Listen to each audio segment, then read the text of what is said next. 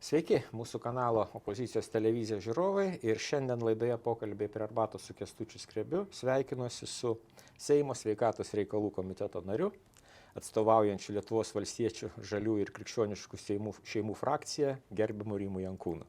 Labadiena. Sveiki, gerbiamas Rimai, malonu Jūs matyti mūsų studijoje. Na, Jūs žinomas iš visuomeninės veiklos. Vadovavote Sveikatos teisės institutui, buvote Igno Vėgėlės prezidentinės komandos narys, na ir dabar tapote Seimo nariu. Beje, kalbinau Jūs šitoj studijoje prieš pat rinkimus, dabar jau kalbinu, kai patapote Seimo nariu. Kaip Jums pirmieji mėnesiai Seime? Ar pateisinti Jūsų lūkesčiai? Dviprasmiškai. Dviprasmiškai, nes iš vienos pusės bent jau gali pasakyti, gerai, kad yra bendraminčių, bet iš kitos pusės padaryti kažką tai, nedidelį kokį nors techninį darbelį galima, priešiškumo nėra. Iš tikrųjų, matosi, kad ir patys valdantieji teikia nemažai gerų projektų, bet kur tik užeina klausimas apie kokį ryškesnį politinį dalyką, kur reikia tiesiog padarumo, tai ten mes ir užstringame, kaip ir šiandien. Tai kas šiandien įvyko, pasakykit, nes tiesiai iš Seimo posėdžio Jūs pas mus atėjote. Tai va, tai sakau, kur mes per 35 nepriklausomybės metus atėjom, jeigu štai dabar siūloma į Lietuvos televizijos ir radijo komisiją buvusi uoli komunistė, savo disertacijose šlovinusi komunistų ir komjaunuolių veiklą 40-40 metais. O kas tai buvo?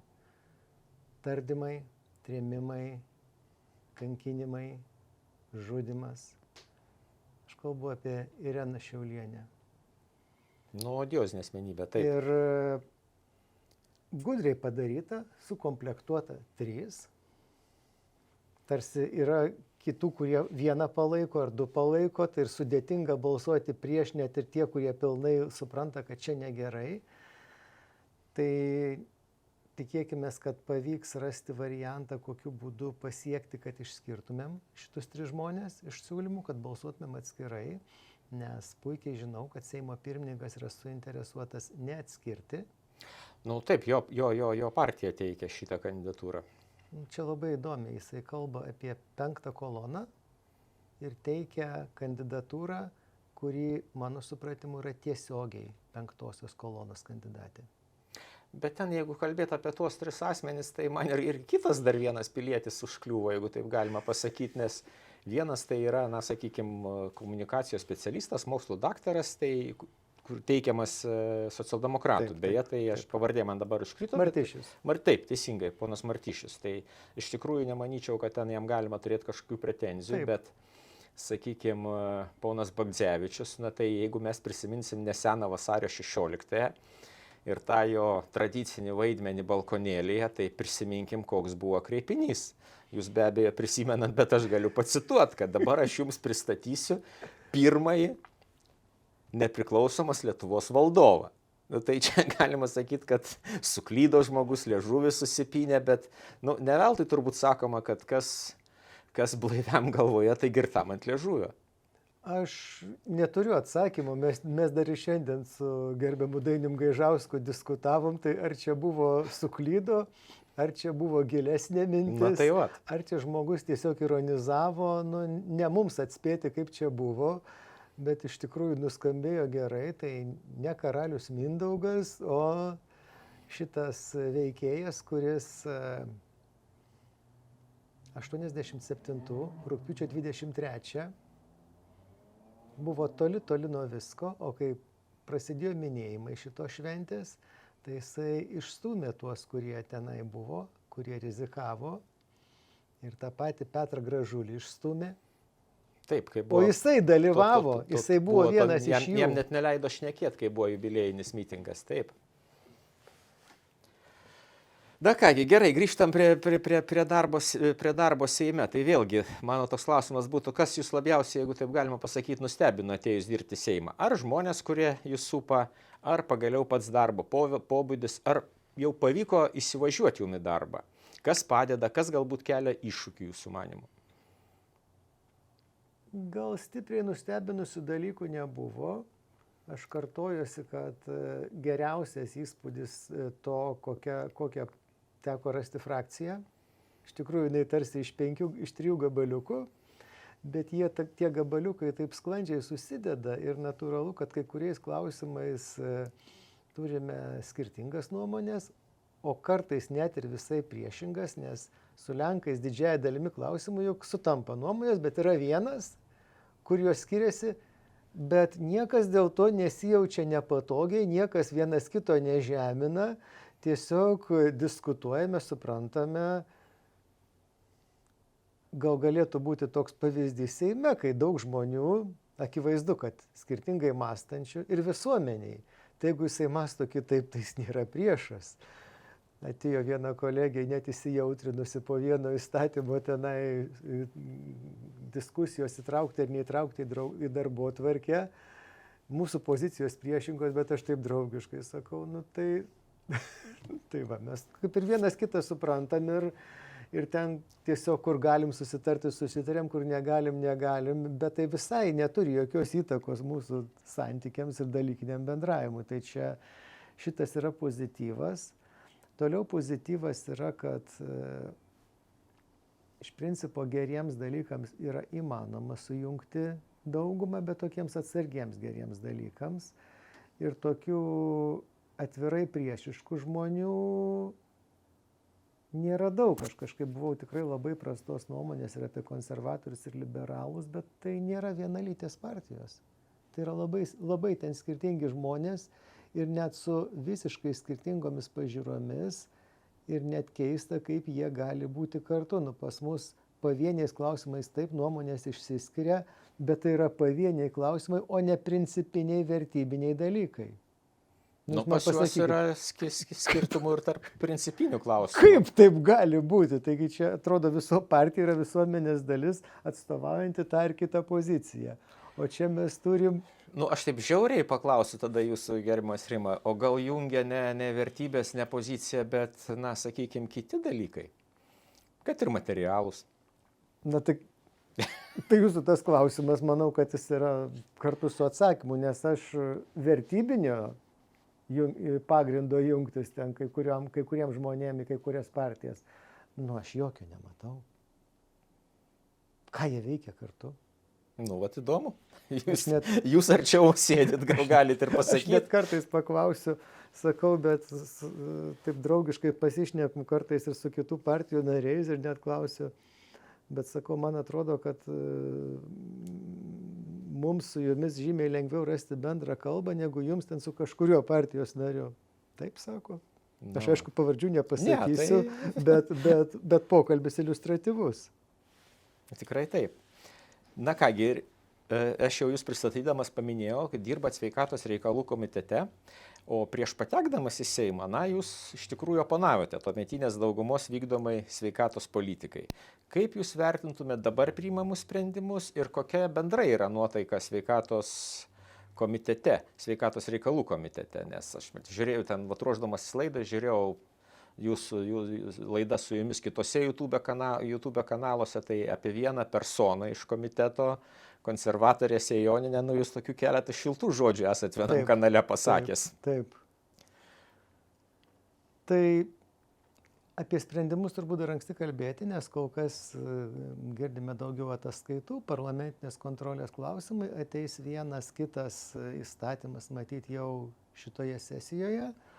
Iš esmės, aš tikrai labai pozityviai vertinu dabartinę sveikatos apsaugos ministerijos vadovybę, kas būna gana retai iš principo. Aš galiu ant rankų pirštų išvardinti, kiek čia pavyzdžių yra, kai žiūrėjau tą vadovybę pozityviai, tai turbūt šiame amžiuje tai yra 3 kartas.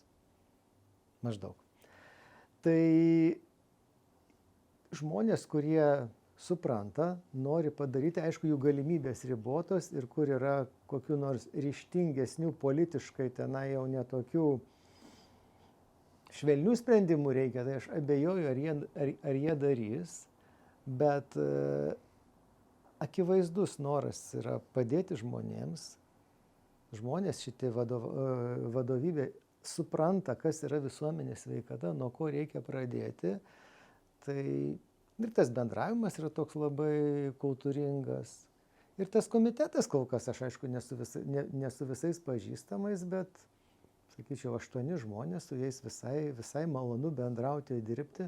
Na, vienas jūsų paminėtas žmogus, aš neįsivaizduoju, kokiu būdu ten galėtų būti bendras darbas ir ką mes ten galim kartu veikti. Bet jūs čia taip, man atrodo, pakankamai aiškiai pastebėjot, kad, na, jūs paminėjot Sveikatos apsaugos ministerijos vadovybę, bet man toks susidaro įspūdis, sakykime, stebint tiek vyriausybės, visos vyriausybės darbą, tiek, sakykime, premjero pasisakymus Seime, tai, na, nežinau, ar jūs sutiksit su manim ar ne, jūs, aišku, ten dažniau visą tą matot ir iš arčiau. Na, man atrodo, kad jeigu lyginsim su praėjusia vyriausybė, tai to agresyvumo iš to paties, na, tada buvo premjerė, dabar premjeras, nu, moteris lyg tai švelnesnė turėtų būti švelniau bendrauti, tokio agresyvumo, oponentų niekinimo, man atrodo, kad yra iš tikrųjų ženkliai mažiau, o daugiau yra sutarimo ieškojimo. Aš sutinku ir iš premjero pusės ne tai, kad žymiai mažiau, jo iš viso nėra agresyvumo, nėra oponentų niekinimo jokio, yra mandagus išklausimas ir korektiški atsakymai, akivaizdu, kad tai daug galvojantis protingas žmogus, kuris irgi, aišku, nėra laisvas savo sprendimuose, kai kur visai ką kitą norėtųsi iš jo girdėti, bet tai yra vienas iš tų, kur mano akise tikrai gerokai pakilo, nes aš neslėpsiu, buvau gana skeptiškas dėl tos kandidatūros, bet jis ir frakcijoje gerai pasirodė, kai pirmą kartą atėjo ir kaip atrodo, jisai pateisina viltis. O buvusi premjerė net ir dabar parodo savo agresyvumą ir priešiškumą ir manau, kad tai yra vienas iš tų šaltinių, tų 4 metų tokios agresijos, šito pykčio, šitos neapykantos sklido. Tai ar jūsų paminėta persona, jūs pats ir paminėjot vieną personą, kitą personą, tai manau, kad jų ir aišku yra daugiau, bet be sakyčiau, kokių 10 kritinių asmenų Seime, šitos pykčio, agresijos, prievartos, propagandos nebūtų buvę. Aš kadaise Sovietų sąjungą vadinau pykčio ir prievartos imperija, melo imperija, blogio imperija. Tai čia buvo bandymai restauruoti tą su kitu fasadu tik tai. Na, jinai tokia ir buvo, jeigu kalbėtų apie Sovietų sąjungą, iš tikrųjų jinai tokia ir buvo. Tai vat, remiantis tuo dabar, ką jūs pasakėt, ar mes iš tikrųjų galim prognozuoti, sakykime, kad tas būsimas daugumos vyriausybės darbas skirsis nuo buvusios vyriausybės darbo ir kad jis labiau atlieps žmonių interesus, negu buvo iki šiol. Nes, sakykime, jūs pasakėt, kad pakeitėt šiek tiek nuomonę apie premjerą, bet jeigu mes stebėsim paskutinės sociologinės apklausas, tai irgi pirmoji sociologinė apklausa jau būnant Gerbiamam Paluckui ministrų pirmininku, jo populiarumas buvo daug menkesnis, antroji jau rodo ženkliai išaugusi. Na tai aišku ir pozicija duoda kažkiek rezultato, bet juk ir ta valdančioji dauguma nėra vienalytė turbūt. Taip. Akivaizdžiai matosi, kad ten viena partija... Tai turėsim dar aptart šitos klausimus. Akivaizdžiai iškrinta iš konteksto. Ir toliau kiršina ir erzina panašiai kaip erzino anie. Ir to aš visai negalėjau tikėtis, tikrai nesitikėjau. Ir kodėl nepabūti atviram? Aš keistai žiūrėjau į tuometinio partijos pirmininko Ramūno Karbauskio pasisakymus dabartinio Seimo pirmininko atžvilgiu. Galvoju, nu tai jeigu tu žmogau nori eiti į koaliciją, tai kaip galima taip elgtis? Tai iš tokių pasisakymų galima daryti išvadą, kad jis to nenorėjo, nors ir nesakė. Bet šiandien aš suprantu, kodėl. Kodėl jis taip kalbėjo? Ir šiandien man aišku, ir jau šiandien aš suprantu, kad aš jį palaikau. Ramūną Karbauskį turėjot galvoje. Šitų klausimų, taip. Na, aptarsim dar situaciją Seime, kas ten per jėgos, viena kitą jau oponuoja, bet dar norėčiau apie jūsų personalinę veiklą, personalinį indėlį Seime. Na, jūs registravote įstatymo projektą atšaukti praėjusios kadencijos Seimo priimtą įstatymą, kurio buvusiam aukščiausios tarybos pirmininkui Vytautui Landsbergiui buvo suteiktas valstybės vadovo statusas. Tai mano klausimas, gal klausimai reiktų sakyti taip, kokie buvo jūsų motyvai, ar jūs konsultavote su kitais Seimo nariais?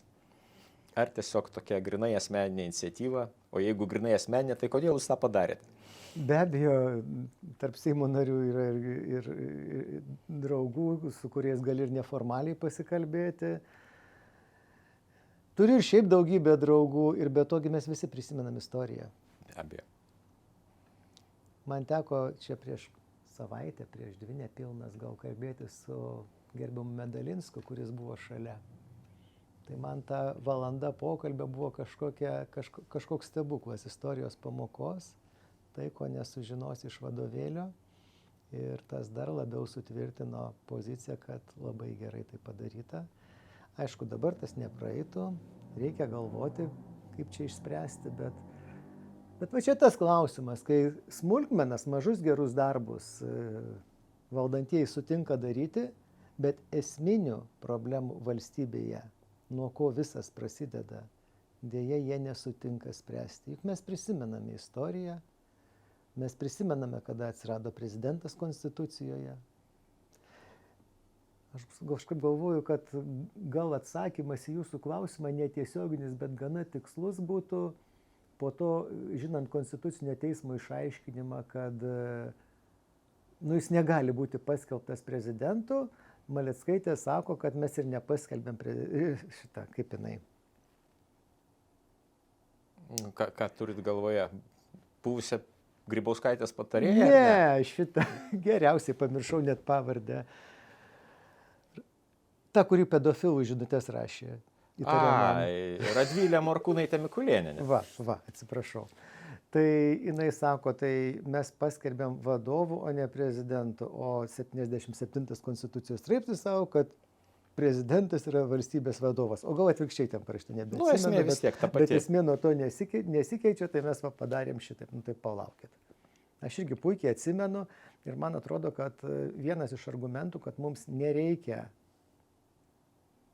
90 metais mums nereikia vieno žmogaus, kuris vadovautų, kadangi galima daryti jam spaudimą. Taip. Buvo aukščiausios tarybos prezidiumas, maniau, kad 6 žmonės pasirodo, ne 6, klydau, berods 12, kurie ir atliko tą kolektyvinę vadovo funkciją. Praktiškai buvo kolektyvinis prezidentas, nes, sakykime, tos prezidentinės funkcijos, ambasadorių skirimas, agremanų priėmimas, visa kita valstybės apdovanojimų teikimas, tai atliko aukščiausios tarybos prezidiumas, ne vienas asmuo. O susitikimai su aukščiausio lygio vadovais buvo vykdomi kito žmogaus. Premjero? Taip. Premjerės. Kazimiera Prunskienė, aš puikiai prisimenu, kaip ją priėmė Jungtinių Amerikos valstijų prezidentas. UK ministrė pirmininkė, ar ne? Vokietijos kancleris. Vokietijos. Kolis, jo. Taip. Tai reikia nustoti klastoti istoriją tiesiog. Ja, tai pagaliau pagal to meto tą laikinai pagrindinį įstatymą, nes konstitucija jau tik vėliau buvo priimta, kurio atsirado ir prezidento pareigybė. Tai vėlgi ten, jeigu analizuota pačią konstitucijos tuometę struktūrą, tai visiškai aišku, kad sakykime, pirmas asmuo valstybėje tai buvo ministras pirmininkas. Arba jeigu konkrečiu atveju tai premjerė. Lygiai taip, kaip Vokietija turi formaliai prezidentą, bet kažkodėl tai visi supranta, kad kancleris yra valstybės vadovas. Tai tokia panaši situacija buvo ir Lietuvoje. Bet gerai, pereikim dabar jau prie šios dienos aktualijų. Mes turim tokių, sakyčiau, labai drąsių pareiškimų iš valstybės vadovų. Nes, sakykime, ponas Seimo pirmininkas, jūs jau šiek tiek užsiminė, tai norėsiu platesnio komentarą. Praeitą savaitę maždaug tiesiai šviesiai įvardėjo, kad Seime yra 5. kolona. Ir nepaisant to, kad, sakykime, jau šį pirmadienį Respublikos prezidentas, kalbėdamas viename iš interviu, štai ką jisai pasakė, aš pacituosiu Respublikos prezidentą, kad būtų neatsakinga, sakyčiau, netrumparegiška suprimityvinti klausimą iki 5. kolonos Seime. Pradėti ieškoti, kaip vabalus pabandyti sodatėlę pridurti prie sienos ir pakabinti tokią 5. kolonos galeriją Seime, ne apie tai reikia kalbėti. Taip kalbėjo Respublikos prezidentas pirmadienį.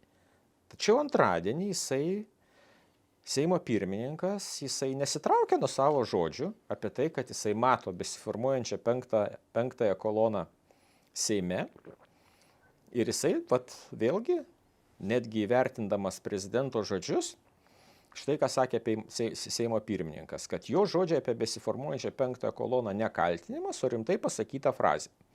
Bet toliau to jisai nenaina, jisai konkrečių žmonių neįvardė, konkrečių Seimo narių, nes, na, mano galva, taip jau jeigu mes žiūrim objektyviai, tai penktoji kolona yra priešai išdavikai ir jeigu jų yra Seime, tai jos reikia vardinti, na ir, nu nežinau, su antrankiais ar be antrankių pabandyti švest. Tai vat ką jūs manote apie šitą dalyką, o gal iš tikrųjų vieną kitą penktakolonininką sutinkat Seime, kur jie ten slapstosi, galvoju?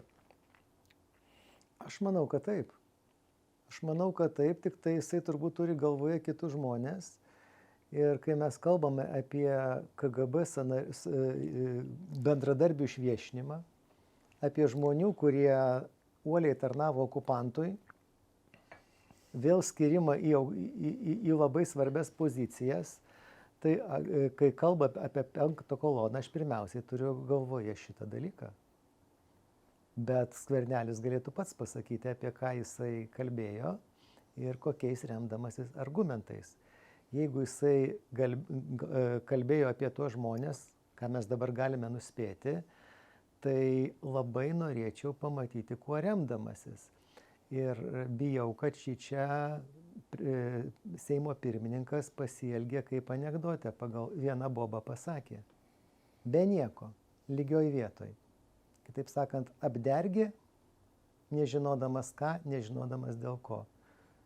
Va taip žodis išskrido, nusišnekėjo ir visi kalba apie tai, ką jisai nusišnekėjo.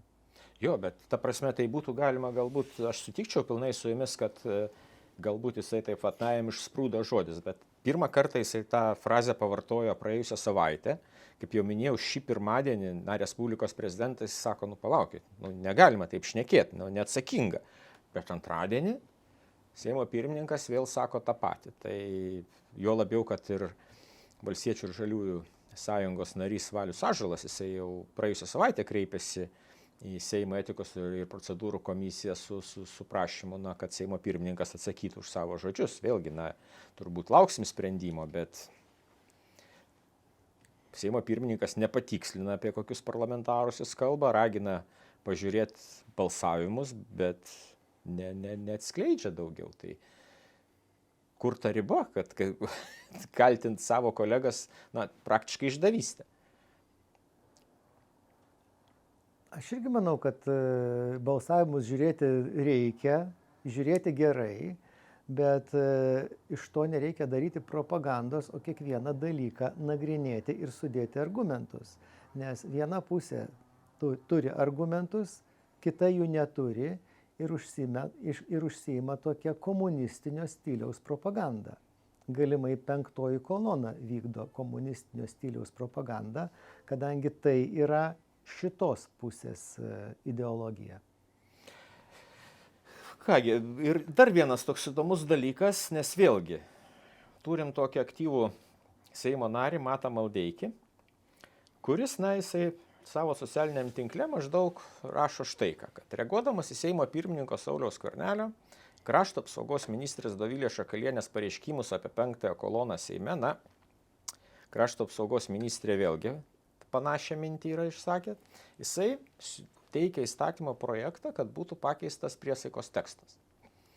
Valstybės prezidento, Seimo narių, ministrų ir siūlo įrašyti į priesaikos tekstą, kad įsipareigoja politikai prisiekdami stiprinti ir puoselėti Lietuvos narystę Europos Sąjungoje ir NATO. Tai iš principo, na, gal ir gera intencija, ypač dėl NATO, jeigu mes kalbėsim, bet dėl Lietuvos narystės Europos Sąjungoje, tai aš dabar galvoju, jeigu panašus tekstas būtų įrašytas, na, Didžioji Britanija konstitucijos neturi, bet kažkokį įstatymą Didžiosios Britanijos. Na ir ten politikai pradėjo diskutuoti apie narystę Europos Sąjungoje. Nu tai pasak Maldeikio, jiem turėtų būti visiems iš karto pritaikyta apkalta, išmesti iš parlamento, geriausiu atveju, nu, blogiausiu gal ir suareštuoti. Tai kaip jūs vertinate tokias iniciatyvas, kad jeigu tu jau, jeigu, sakykime, būtų priimta tokia pataisa, tai jeigu kažkas pasisakytų, kad, nu, gal reikia pagalvoti, būti Europos Sąjungoje nebūt, gal vienokią formą ar kitokią, tai jam iš karto apkalta šitam Seimo nariui. Aš suabejočiau sveikų protų šito žmogaus, Aš aišku ir esu lygiai 100% už buvimą NATO, bet palaukite, jeigu Seimas nusprendė kažkada, kad reikia ten įstoti, tai kaip galima atimti iš Seimo šitą teisę? Jeigu kažkada nubalsavom Lietuva, kad reikia įstoti į Europos Sąjungą, aš balsavau už labai entuziastingai ir net miltelius pateisinau, kad tik susirinktų tie balsai. Bet tai nereiškia, kad negalima galvoti, tai ką, tada Jungtinė karalystė yra, ką jie visi, kaip čia jie visi vatnikai. Vatnikai turbūt, aš nežinau, kokį kitą žodį surasti. Aš neįsivaizduoju. Nes Lietuvoje, kas turi kitą nuomonę negu Matas Maldeikis, tai jis iškart apšaukiamas vatnikų ir penktakolonininkų, kaip dabar jau paskutiniu metu mes matom.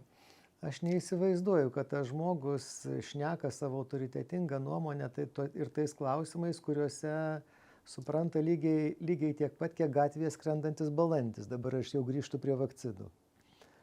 Tai ten, kur nėra įrodymų, jis autoritetingai aiškina, kad viskas gerai ir visi kiti yra priešai ir net drįsta eteryje sakyti, man kažką aiškinti. Maldeikis. Kuris esate specialistas visų šitų dalykų. Aš dabar 1 minutę nukrypsiu į vakcinų temą, prašom. Nes pamačiau vieną nuostabią publikaciją, Taip. kur Klausom palygino mokslą su komercija. Tai kadaise maždaug 1950-53 maždaug metais vienos poliomielito pandemijos ar epidemijos metu buvo padarytas tyrimas abiejose grupėse įtraukiant po 200 000 tyriamųjų. Įsivaizduojat, metus truko tyrimas. Ir tada tos institucijos, kurios reguliavo tyrimą, šitą davė tokį leidimą ir kad būtų gauti rezultatai, buvo spaudžiamos, tai neetiška.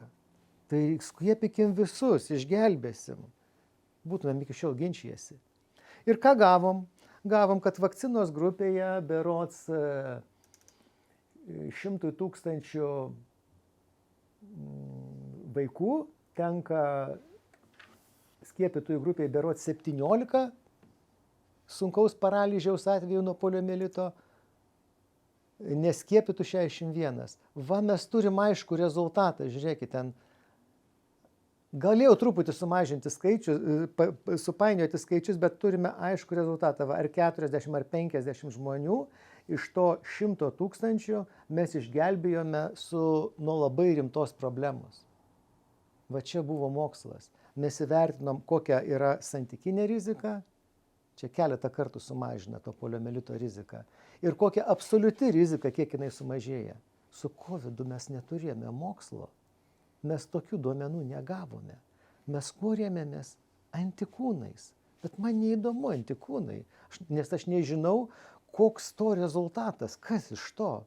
Mums bando įteikti, kad ten jeigu padarysim tai, bus anaip. Bet aš galiu ponui Maldeikiukui išvardinti bent 5 medicinoje pavyzdžius, kai atrodytų, kad bus geriau, o rezultatas yra blogiau. Buvo toks vaistas sibutraminas arba reduktilis svorio mažinimui. Svoris yra kardiovaskulinės rizikos veiksnys. Aha, mes sumažinsim svorį, tai žmonės, kurie nutukę, bus sveikesni, jiem pagerės gyvenimo prognozė. Nu ir ką? Padarė tyrimą su didelę riziką turinčiai žmonėm ir nustatė, kad svoris sumažėja, o rizika numirti padidėja. Nu, bet jeigu tikslas sumažinti svorį, tai... Apie ką kalba? Tai čia tikslas pasiektas. Antikūnai ir liga. Va. Tai kai tokių pavyzdžių, žinai, 1, 2, 3, 4 ir kažkoks, kitoje pusėje, kažkoks žmogeliukas, kuris ar virusologas, ar kažkoks visuomenės sveikatos veikėjas ir pradeda aiškinti, kad čia viskas gerai, kad čia antikūnai, kad čia...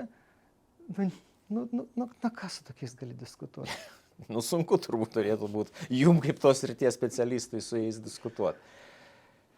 Dar vienas mano klausimas toks irgi. Paskutiniu metu, aš nežinau, man toks susidaro įspūdis, pakankamai bjaurokas, nes ypač kai paskaitai socialinius tinklus, Tai toks jausmas, kad, vos ne kažkokio tai pilietinio karo nuojauta. Sakykime, ten vieni ar kiti žmonės, vieną aš konkrečiai pacituosiu, paminėsiu, jau išsako tokias mintis, jo labiau, kad tiek krašto apsaugos ministrė, Seimo pirmininkas, jau matos 5 koloną Seime, prezidentas, jis sakė, Seime nėra, bet valstybėje gali būti, kad jinai yra. Ir štai aš pacituosiu tokį Emilį Zingerį. Kas buvo jo senelis, turbūt visi mes žinom. Tai NKVDistas? Taip. Čia Emanuelio Zingerio brolio sūnus, Marko Zingerio, amžinatilsį jau. Tai ką jisai rašo savo socialiniam tinkle. Juos reikia deportuoti, izoliuoti arba įvedus karinę padėtį likviduoti jau dabar. Nes jei jie išlauks savo akimirkos, jie ne tik padarys, kad savi šaudė į savus, bet ir pasiglemš tą praeitą epizodą, Lietuvos istorijos dalį, kurie niekina ir sakys, štai matote, tai įrodymas, jog anuomet savi šaudė į savus, o dabar įvyko ir vyksta tas pats. Tai čia apie tuos, kurie drįsta suabejoti vienais ar kitais sprendimais, remti vieną ar kitą valstybę kariaujančią ir panašiai, bet eina kalba apie Lietuvos piliečius. Ir tuo pačiu, sakau, krašto apsaugos ministrė, Seimo pirmininkas, žiūri 5 kolonos kažkokias tai užuomazgas ir teigia, kad jinai yra. Tai kas čia per tokie pasisakymai? Jūs girdėjote Vilčinsko dainą Atmintis? Aš greičiausiai girdėjau, bet dabar bandau prisiminti. O pati pradžia yra kalba. Pati kalba cituojanti komunistinių veikėjų raginimus tremti. Tai aš iki šiol prisimenu, pasiklausau Vilčinsko dainų, tai buvo kažkas įspūdingo.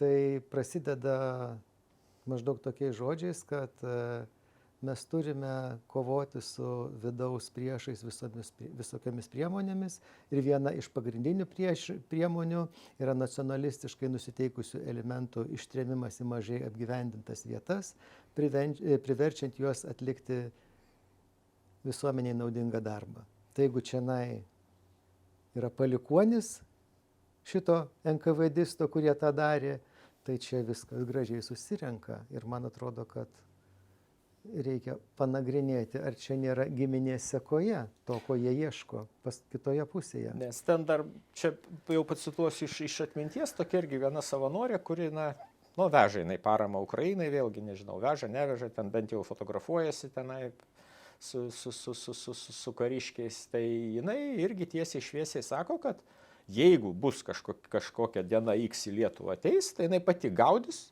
dezertyrus, trauks iš polovos iš visų kampų ir sius į apkasus.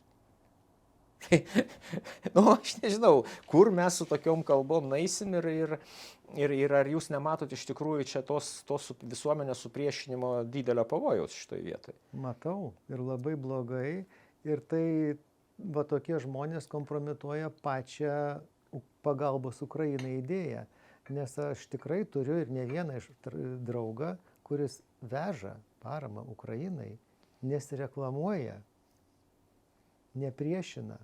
Jis yra pilnai mūsų pusėje, savo laiko sąskaitą veža tą paramą, papasakoja, kad ten žmonės šneka apkasuose.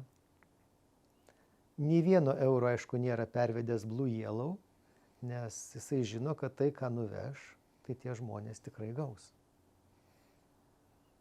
Tai čia labai svarbu iš tiesų. Taip. Kągi, gerbiamas Rimai, dėkoju aš Jums už dalyvavimą šitoj laidoj. Manau, kad mūsų žiūrovams, kaip ir man, pokalbis iš tikrųjų buvo labai įdomus. Sėkmės Jums nelengvame darbe Seime, kovojant su, sakykime, tokiais neišmanėliais, kurių pavardės aš jau nebepaminėsiu. Ir kągi, sakau ačiū, iki kitų susitikimų mūsų žiūrovam ir viliuosi, kad dar bendrausim ir su Jumis mūsų studijoje. Ačiū Jums už dalyvavimą. Ačiū Jums. Politinė reklama apmokėta iš Lietuvos valstiečių ir Žaliųjų sąjungos sąskaitos.